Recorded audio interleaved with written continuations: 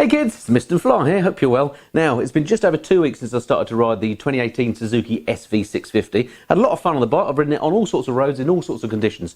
And in this video, I'm going to give you the lessons I've learned over that period of time living with the bike. Not only the good points, but the bad points as well. So if you're interested in this sort of bike, you're going to want to stick around and stay tuned.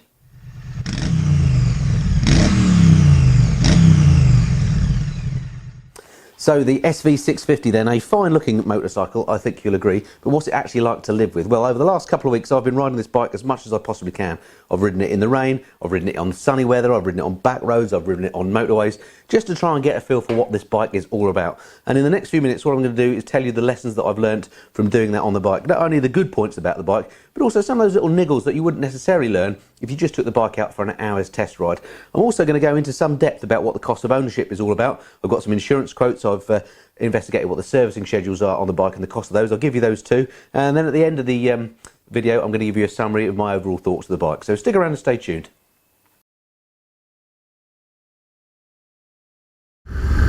So in town then, on the SV650, how does she fare? Well, the bike feels very light when you're on it, and very narrow as well, which means it feels like you can slip through any little gaps. So as a filtering machine, absolutely brilliant.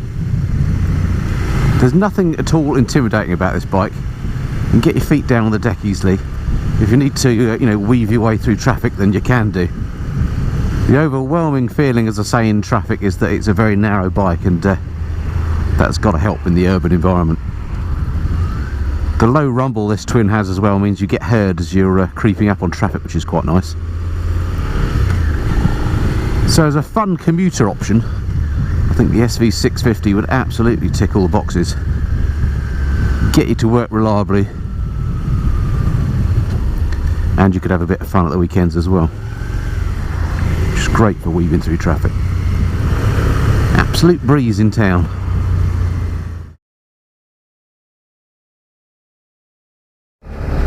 It's always very difficult when I'm doing these longer term living with type reviews to give you a good view of what it's like to ride at night on any particular bike, because these GoPro cameras just don't pick up the lights very well. Now, of course, it is quite possible to ride a motorcycle at night, so you'd hope that the lights would be good. And here on the little SV650, the lights seem very good indeed. I love the headlight on this. It's a conventional halogen headlight, but it's a big old round one. Looks like a headlight should look on a motorcycle. And here I am, I've got it on full beam at the moment, and the road ahead, you'll have to probably take my word for it, because I assume the GoPro isn't showing it, is actually lit up pretty darn well, it has to be said. This headlight is certainly no worse than any of the new generation fancy LED ones that I've been seeing on more expensive bikes of late. I'll just pop it down to dip. There we go, that's dip. And it doesn't shine that far ahead on dip, it has to be said. It's much better on full beam. It really does turn night into day. I'll just put it back down to dip again, just try the flashing mode. And yeah, the flasher is just a button on your sort of trigger finger, if you like, to bring her up. And that works absolutely fine. There's none of this sort of pushing the button forward and then bringing it back again like you get on some of the Tramps, for example. What this doesn't have at night, of course, is lit switch gear. So few bikes do, just KTMs and one or two of the newer Tramps that I've found. But luckily this is a very simple bike in terms of its switch gear, so it's not a problem to know where everything is. The LCD display is nice and clear at night though, you can read that no problem at all. Hopefully you can see that on the GoPro. So everything that you need to see you can. So yeah, riding at night on the SV650, no harder than any other bike. In fact, even though this light these days could be seen as old tech, I'd go as far as saying it's one of the better headlights I've ridden with. So yet another tick on the sheet of good things about the SV650. The lighting at night is absolutely fine on her.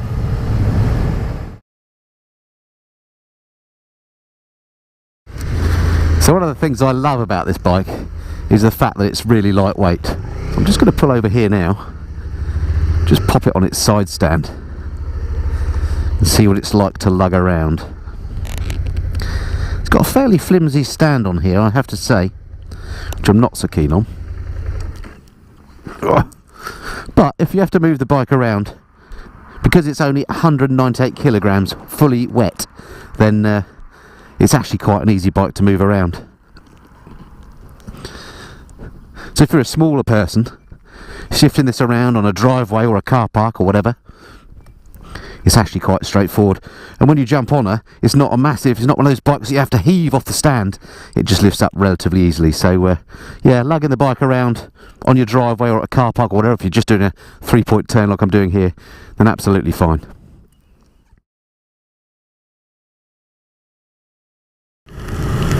So hands up all those people that love riding a motorcycle in the wet. Well, certainly not me. I'll keep my hands firmly down. Well, actually I will give you a quick wipe just to make sure you can see. Well, yeah, no motorcycle's fun really in the wet, is it? But some are better than others, and this bike comes with the stuff you need. First of all, it doesn't have any weather protection, so you know the fairings and stuff on the bike isn't going to keep all the rubbish off you. So as outdoorsy people say, there's no such thing as bad weather, is there? Just bad clothing. So as long as you're properly waterproofed up, as I am today with the old overall suit on, then that's fine. From an electronic rider aid point of view, this bike has ABS fitted because it is Euro 4 compliant, which is a great thing to have when you're riding around on slippery old roads like these. Just means if you do have to grab a handful of brake, the chances are you're not going to get yourself in a whole heap of trouble like you would on a non-ABS bike, so that's great. And the other thing in the SV650's favour when it comes to riding in the wet is the tyres that are fitted as standard on this bike, at least, are the Dunlop Road Smart 3s, which are good tyres, known for their good wet handling. And it's nice that, you know, on a bike that is, you know, built to a budget, it comes with decent tyres. So I find myself once again having to, when it comes to assess the what's it like riding in the wet box, I give the SV650 a tick. Motorcycling's never nice in the wet, but if you've got to do it, which sometimes you do, then the SV650 is as good as anything. Thanks to its good grippy tyres and its ABS as standard. God, and there was me thinking that summer had come. Silly me.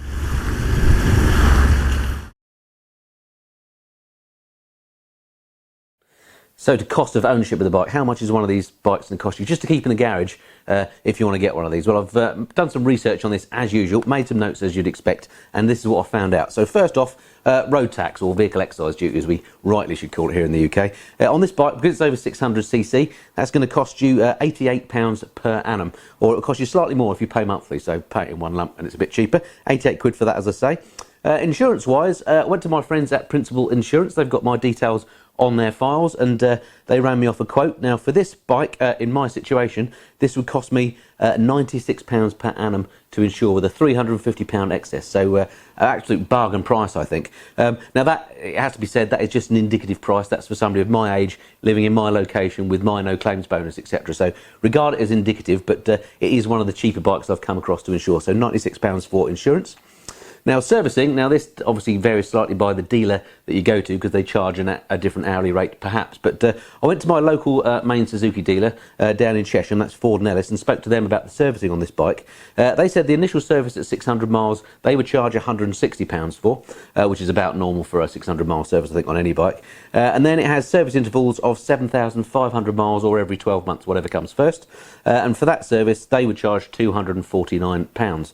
They did say the 15,000 mile service, so is a slightly big one. That's the one where they do the valve check clearances, or the valve clearance checks I should say, and that's £400. So for our purposes I'll just add into this cost the £249 standard service, so add those up, tax £88, insurance £96, servicing £249 gives you a total of £433 per annum just to have the bike in the garage. So that works out at £36 a month, excluding petrol, excluding consumables and depreciation. So I'm not including tyres or brakes or any depreciation, but £36 a month just to have the bike parked in your garage ready to go. Now I've done quite a few of these calculations for the various bikes that I've reviewed over the past couple of years, and £36 a month is certainly one of the cheaper ones.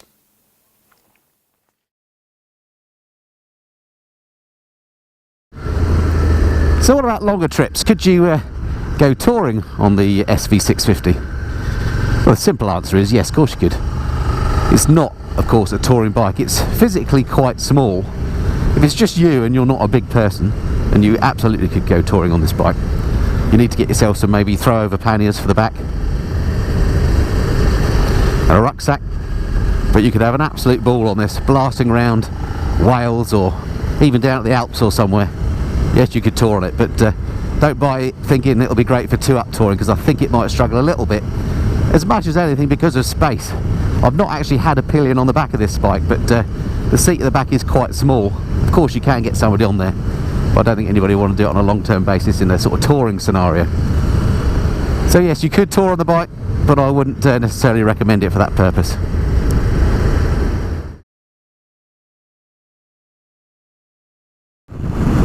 So how about the SV on faster roads, dual carriageways, motorways, that sort of thing? Well, here I am on this dual carriageway. I'm doing an indicated 72 miles an hour, and the bike feels like it's got lots more to give. But yeah, it has got lots more to give, so no problem overtaking on roads like this. It doesn't feel skittish or anything like that. Nice and smooth at these sort of revs. We're doing about 5,500 RPM here at 72 miles an hour. And in terms of wind blast, not too bad. Obviously it's a naked bike, so you are getting all the wind coming at you, but it's coming at me in a clean way. It's not what I would call dirty airflow. I'm not getting all that wibbly wobbly on the helmet like you get on some bikes. So yeah, motorway use, no problem at all. Suspension at these higher speeds seems absolutely fine. Not too crashy or anything like that, and this particular road is actually quite bumpy and potholed, but yeah, it feels nice and smooth at higher speeds on this road. My goodness me, he's in a hurry. So yeah, really no issue on higher speed roads on the SV650. It's got lots of power in reserve, easy to overtake other traffic, nice and smooth airflow, and a nice comfortable ride as far as the suspension is concerned. So thumbs up as far as that's concerned.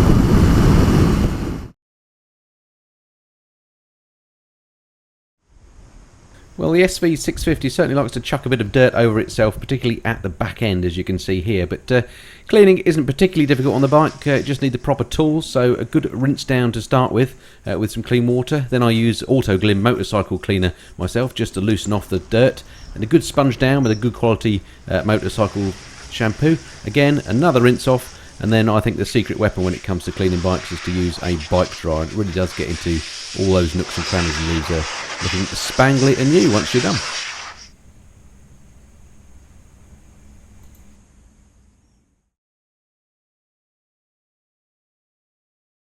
So at the outset of this video, I promised you that I'll go through the lessons I've learnt about the bike, having used it for the last couple of weeks, both the pros and the cons. So let's go through those now. Let's start with the negatives. Again, I've made some notes to make sure I didn't forget anything. Not a massive list of negatives, it has to be said. Overall, a very nice little bike. But so I've been very picky here to try and find some things that would just annoy me about the bike if I was an owner. So, and I'm a bit OCD, so let's go through these. So first thing, the LCD display is absolutely great in that it covers everything you want on it. It's got a proper fuel gauge, which is a plus point. It's got a gear position indicator, which is something I like, and everything else that you need on there. It's even got a bar graph at the top that shows you the RPM, which I'm not actually so keen on. But the downside with that LCD display, in my mind, is because it's got so much information, it is a little bit busy to look at. So so the LCD, on the one hand, it's good, it's got everything you need. On the other hand, it's a little bit busy. It looks like it's the information has been thrown at it rather than designed. So that's one thing that I'm just putting as a little bit of a negative. If you're looking at that, it's not a pretty thing to look at particularly. So minor point, but something I thought I'd just point out. Next thing that, again, it's an aesthetics thing. Overall, I like the looks of the bike, but it has got a pretty unsightly radiator at the front there, or the way it pokes out of the front. I think Suzuki could take some lessons from Triumph, that what they've done on their Bonnevilles, for example, where they put the radiator more vertically and hidden it a bit, or it could do with some shrouding around the edges. So the radiator I'm not too keen on, and similarly the Euro 4 exhaust at the back. It's big, hideous and ugly. It sounds good, but it doesn't look very good. I do quite like the little shiny end cap. They've done quite a good job of trying to disguise it. It's a necessary evil to get it through the regs, I guess, but I think if I were to get one of these bikes, I would change that pretty quickly. So the ugly radiator and the ugly exhaust downsides. The other thing, maybe more serious, suspension on it. Obviously the bike is built to a budget, and therefore the suspension isn't particularly plush. It's fine when you're riding normally, but once you push on and you start to really throw it around the corners, the suspension can get a little bit out of shape. So just something to be aware of. It's not adjustable, the suspension. You get what you're given. As I say, it's fine for normal road riding, but once you start to get push the speed up a little bit, it can get a little bit out of shape. A couple of other smaller things. The side stand, just to me, feels a little bit flimsy. I mean, it works fine, the bike hasn't fallen over, but when you get your foot on it and put it down, it just feels a little bit flimsy to me compared to other bikes that I've ridden. Another thing on the aesthetics front, again, this is just a personal thing. I find the back end looking directly back on the bike is a little bit ugly. I don't really like the way they've done the lights on it. Certainly it needs a tail tidy, but don't all bikes. So I'm not really saying that. Take it as read. It needs a tail tidy. But the back, the rear lights, I just don't think look very good. So I think overall it's a good looking bike. I like the way it looks, but just the back end lets it down a little bit when you're looking directly behind the bike. And then last but not least on the negatives, this seat. It, again, looks quite nice, goes with the bike, but I find it after a while is a little bit hard. It's not the most comfortable seat I've ever been on. So again, something you might want to consider, but I'm sure that's something that you could put right with an aftermarket seat, or maybe a bit of extra padding or a sheepskin doodah. Depends what you're going to use the bike for. For rides of an hour or less, it's absolutely fine. But after a couple of hours, I just found myself shifting around on the seat a bit, so a little bit hard. And that's it for the negatives. So let's end on a more positive note, and let me go through the pros of the bike. So to the more positive things that I've found out about the bike then as I've been riding it over the last couple of weeks. So the first thing I would say is the engine. What a lovely sweet power plant that is. That engine has been around for a long time. And it shows, it's probably been developed to death, and it really is a lovely, characterful lump. It sounds great, it goes well, there's no surprise about it, lovely linear power delivery. It doesn't, suddenly have to wind it up and then it goes off like a rocket. You absolutely know what you're getting with it. A great engine, particularly if this is maybe your first big bike after passing your test. It's very predictable and a very, very nice engine. I imagine it'll also be extremely reliable. So one of the top things I like about this bike really is that engine. So that's number one. The next thing, and it's allied to the engine, is the noise. I mean, although I moaned about this exhaust, although I quite like this bit at the end, the chrome bit, it does sound good as standard. So if you did get an aftermarket exhaust, I think it would only improve the sound. So the twin engine on here, the twin cylinder engine, it's got a lovely note to it, and with another exhaust I'm sure it would sound even better, but even with the standard one it sounds great. So that's something else that's good about it. I moaned earlier a bit about the suspension getting a little bit crashy once you start to push on a bit, but in the main it is cheap suspension, and it is unadjustable, so it is set as you get it. But I have to say it is set quite nicely out of the box. So if you're just riding normally, I find the suspension actually is okay. It's only when you're kind of at the limits that you notice the suspension getting a little bit crashy. So overall, I would say for a more budget focused bike, the suspension actually is a good point. Next point I've written here is the looks. I've said this before, but just look at this thing, particularly in this colour scheme. I think this red frame is brilliant. A lot of people on the previous videos I put out said how this looked very sort of Ducati monster-esque, and that's not a bad thing, is it? So that's great. I just think it looks really nice. I like the round headlight at the front that sets it off. The downside of the looks, as I mentioned before, the radiator and this, but other than that, they're small points. Overall, the bike just looks good, I think. It's if I was to draw a motorcycle, this is what I would draw.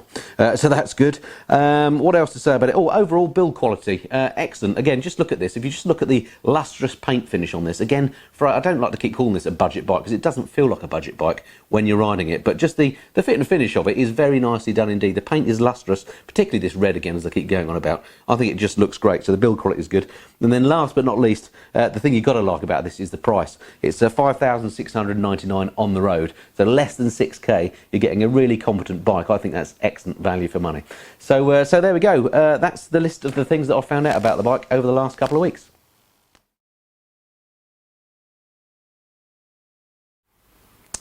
So there we are, that's just about it for my longer term review of the Suzuki SV650F. So what's my summary then? Well, as you've probably guessed, overall I like the bike. There's not much about this bike not to like, very small niggles only. Overall it's a nice piece of kit. For me, value for money is top of this bike. I mean, $5,699 on the road, it's a really good value bit of kit, as I said, and I also think it looks nice. It's a great bike. If you're in the market for something that could do everything for you, be fun at the weekends and take you to work every day, then this is definitely one to consider. I guess the only downside is this part of the market is a little bit crowded. There are other bikes in there like the Honda CB650, there's of course the MT-07 as well, the Kawasaki Z650, so there's an awful lot of other good bikes in that space. So you're gonna have to choose carefully, but I guess at the end of the day there are no bad bikes out there now. You just have to go for the one that you think looks good.